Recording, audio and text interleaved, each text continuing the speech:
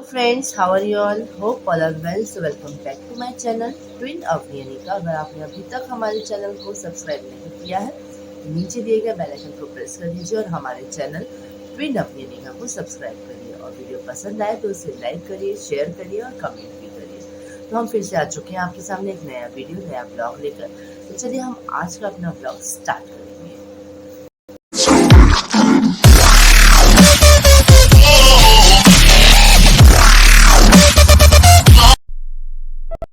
तो फ्रेंड्स, जैसे कि आप सभी जानते हैं कि आज है करवा चौथ का व्रत.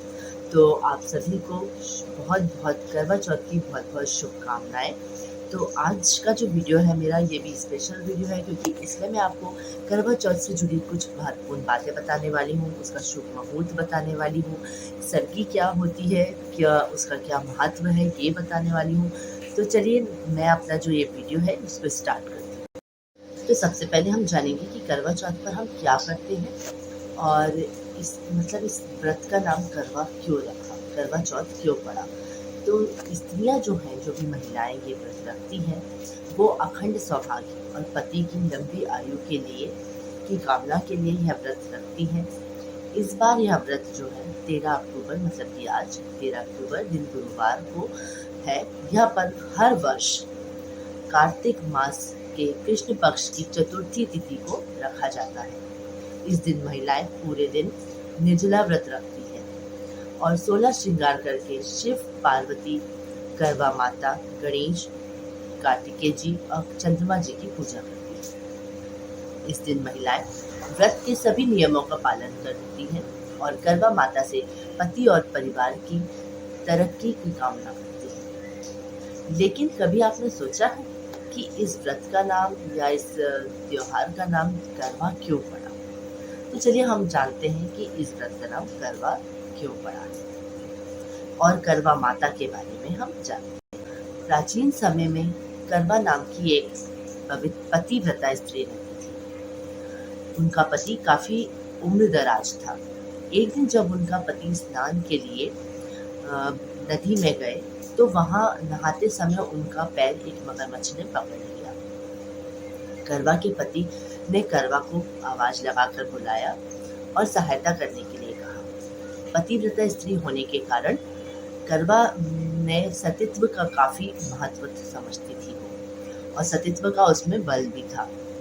करवा भागकर आई और अपनी सूती साड़ी से धागा खींचकर निकाला और जो है मगरमच्छ को उससे बांध लिया और फिर वह उसे यमराज के पास लेकर गई. करवा ने कहा कि यह मगरमच्छ ने मेरे पति को, यमराज से उन्होंने कहा कि इस मगरमच्छ ने मेरे पति को मारने की कोशिश की है, उन्हें पकड़ लिया था, इसलिए आप इसे को मृत्यु दंड दे और नरक ले जाएं.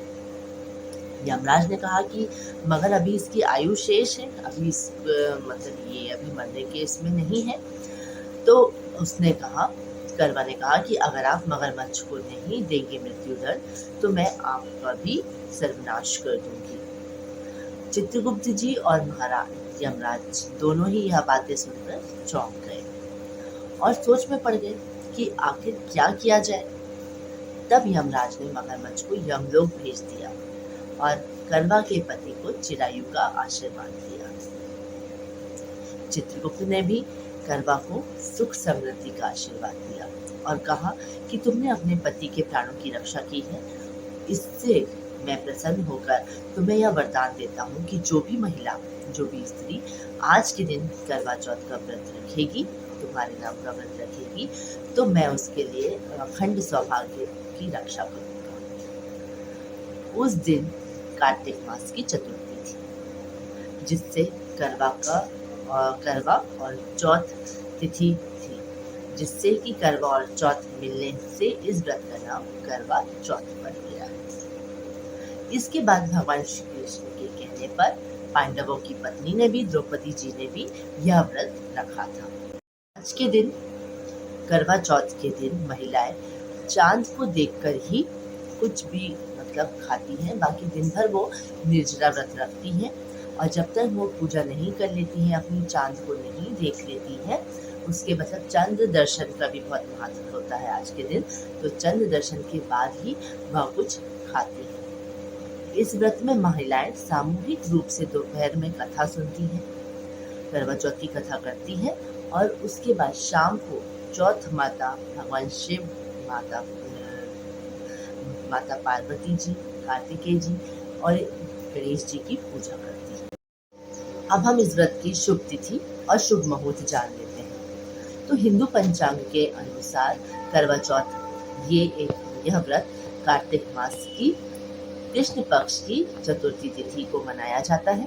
इस बार करवा चौथ 13 अक्टूबर गुरुवार को रात 1:59 पर शुरू हो जाएगा और 14 अक्टूबर को रात 3:08 पर समाप्त होगा। चूंकि उदया तिथि 13 अक्टूबर को है तो इसीलिए यह व्रत हम 13 अक्टूबर को मनाएंगे। 13 अक्टूबर को यह व्रत हमें रखना है, मतलब आज के दिन करवा चौथ का व्रत हमको रखना है। तो करवा चौथ की जो पूजा मुहूर्त है उसका शुभ समय है शाम 6:17 से शाम 7:31 तक, मतलब कुल अवधि इसकी 1 घंटा 13 मिनट है। करवा चौथ व्रत का जो समय है वो सुबह 6:32 से चालू हो जाएगा और रात को 8:48 तक रहेगा। करवा चौथ के दिन चंद्रोदय जो होगा, चंद्रमा के जो दर्शन होंगे हमको 8:45 बजे के करीब, 8:45 के करीब 8:45 से, मतलब 45 से 46 मिनट तक के बीच में हमको चांद इसका दिखेगा रात के। चतुर्थी तिथि प्रारंभ हो जाएगी अक्टूबर की 13 तारीख को सुबह 1:59 से। चतुर्थी तिथि समाप्त होगी 14 अक्टूबर को सुबह के 3:08 पर। तो यह है इस व्रत की शुभ तिथियां। हम जान लेते हैं कि आज करवा चौथ के दिन जो चांद है वो कितने बजे निकलेगा और कब निकलेगा। तो मैं आपको बताती हूँ कि आज करवा चौथ के दिन जो सुहागन स्त्रियां होती हैं जो यह व्रत रखती हैं तो वो चंद्र दर्शन के बाद ही कुछ ग्रहण करती हैं। तो उसके लिए जो है महिलाओं को चंद्रोदय का बेसब्री से इंतजार रहता है। इस बार करवा चौथ पर चांद निकलने का समय रात 8:09 बताया जा रहा है। हालांकि एग्जैक्ट टाइम तो ये मतलब नहीं हम कह सकते हैं, एकदम एग्जैक्ट टाइम आपको नहीं बताया जा सकता है। कहीं कहीं पर 8:48 भी बताया जा रहा है, जैसे कि मैंने आपको बताया पहले भी कि 8:45 से 46-47 ये सब मतलब मिनट जो है आपके चंद्रोदय का समय बताया जा रहा है। तब आप अपने शहर के हिसाब से अपना एग्जैक्ट टाइम चांद निकलने का जरूर चेक कर लें।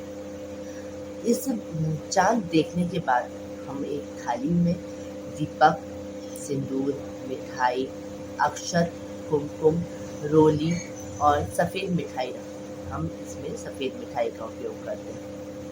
एक करवे में जल भरकर पहले माँ गौरी और भगवान शिव, गणेश जी की पूजा करते हैं। फिर चांद को छन्नी से देख के उन्हें अर्घ्य देते हैं।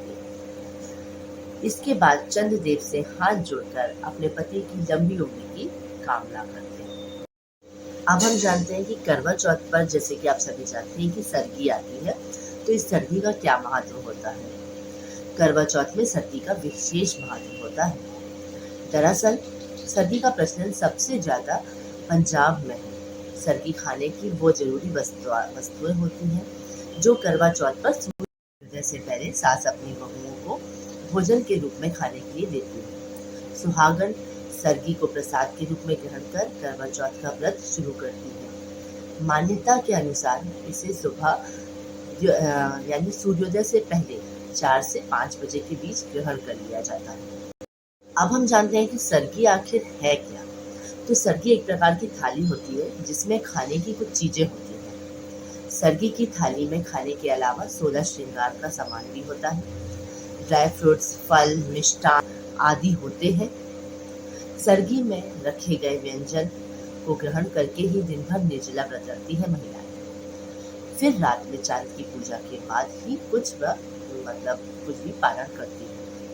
करवा चौथ की सरगी सास अपनी बहू को देती है, लेकिन यदि सास ना हो तो जेठानी या बहन भी आपको सरगी दे सकती है। हम जान लेते हैं सरगी खाने का शुभ मुहूर्त क्या है। तो सरगी जो है ज्योतिष मान्यताओं के अनुसार सरगी से ही हम मतलब सर्गी खाकर ही हम व्रत अपना शुरू करते हैं। तो उस दिन करवा चौथ के दिन जो है प्रातः सूर्योदय से पहले उठकर 13 अक्टूबर को 4 से 5 बजे के बीच आप सर्गी को ग्रहण कर लीजिए। सर्गी खाने का शुभ मुहूर्त जो 13 अक्टूबर को जो निकल रहा है वो है 4:46 से 5:36 तक। तो इस दौरान मतलब लगभग 1 घंटे का समय है आपके पास। इस दौरान आप अपनी सर्गी को ग्रहण मतलब इसको खा सकते हैं और उसके बाद आप अपना निर्जला व्रत चालू कर सकते हैं। सर्गी में हमको क्या खाना चाहिए और क्या नहीं खाना चाहिए। तो सर्गी खाने के लिए सबसे पहले जल्दी जाग जाएं, स्नान करके साफ कपड़े पहन लें, फिर सास का आशीर्वाद लें और उनके द्वारा दी गई सर्गी ग्रहण करें। सर्गी में तेल मसाले की चीजें नहीं लेनी चाहिए, सिर्फ सात्विक चीजें ही खाना चाहिए। व्रत का फल नहीं तो व्रत का जो फल होता है वो नहीं मिलता है। सर्गी की थाली में आप मिष्ठान, फल, दूध, दही जैसी सात्विक चीजें रख सकते हैं। तो अब आप जान लें कि सर्गी में क्या खाना चाहिए, सर्गी की थाली कैसी होना चाहिए। तो सबसे पहले तो आप उसमें खीर, दूध या फैनी, खीर दूध से बनी हुई फैनी जो रहती है वो खा सकते हैं। इससे क्या होता है, दिन भर आपके शरीर में शुगर लेवल बढ़ा रहता है, उसकी मात्रा जो है मतलब बराबर रहती है और एनर्जी आपको मिलती है, मतलब एनर्जी भी आपको बनी रहती है, क्योंकि आप सुबह दूध या खीर लेंगे, दूध से बनी हुई फैनी लेंगे तो आपके शरीर में जो है ये मतलब शुगर लेवल बना रहता है और एनर्जी भी अच्छी रहती है। इसे खाने से दिन भर आपको तंदुरुस्ती महसूस होती है। फिर आप दूसरी चीज़ ले सकते हैं ड्राई फ्रूट्स। सर्गी में ड्राई फ्रूट्स का सेवन भी कर सकते हैं। यदि दिन भर शरीर में पानी की जरूरी मात्रा को पूरा करें, थकावट नहीं महसूस होती है। फल ले सकते हैं, फल बहुत जल्दी पच जाते हैं, ऐसे में सुबह सर्दी में फल जरूर खाएं। यह पोषण और ऊर्जा हमें प्रदान करते हैं। सामान्य पानी की जगह आप नारियल पानी पिएं, जिससे शरीर में मिनरल्स की मात्रा बढ़ जाती है। ककड़ी, आप करवा चौथ के दिन ककड़ी भी ले सकते हैं, क्योंकि आपको निर्जला व्रत रखना है, ऐसे में प्यास से बचने के लिए हम ककड़ी का सेवन भी कर सकते हैं। फ्रेंड्स, आज के इस वीडियो में मैंने आपको करवा चौथ से जुड़ी कुछ महत्वपूर्ण बातें बताई हैं कि आप पूजा का शुभ मुहूर्त क्या है, किस दिन आपको पूजा करनी है, चांद कितने बजे निकलेगा, सर्गी का महत्व क्या होता है, करवा चौथ का व्रत का नाम करवा क्यों पड़ा है। तो यह सब कुछ बातें मैंने आपको अपने इस वीडियो में शेयर करी हैं जो मुझे जानकारी थी। अगर आपको पसंद आए तो आप मेरे वीडियो को लाइक करिएगा, और कुछ भी और आपको पूछना हो, कुछ जानकारी मुझसे लेनी हो या आप मुझे कुछ जानकारी देना चाहते हैं तो मुझे कमेंट में ज़रूर मेंशन करिएगा। ये व्रत मैं तो नहीं रखती हूँ, क्योंकि हमारे यहाँ तीज का व्रत रखा जाता है, जैसे कि मैंने आपको दिखाया भी था। अगर मैं रखती तो मैं पूरी पूजा विधि आपको जो मैं करती मैं आपको ज़रूर दिखाती, लेकिन क्योंकि मैं ये व्रत नहीं करती हूँ तो मैंने आपको सिर्फ जो थ्योरेटिकल नॉलेज है वही दिया है। तो आप हमें ज़रूर बताइएगा आपको मेरा वीडियो कैसा लगा। अगर आपको मेरा ये वीडियो पसंद आया हो तो आप हमारे वीडियो को लाइक करिएगा, ज़्यादा से ज़्यादा शेयर करिएगा, और अगर कुछ भी जानकारी और आपको चाहिए मुझसे तो आप मुझे वीडियो मतलब कमेंट में ज़रूर मेंशन करिएगा, या आप मैं कुछ भूल गई हूँ तो आप मुझे वो भी ज़रूर बताइएगा कमेंट में।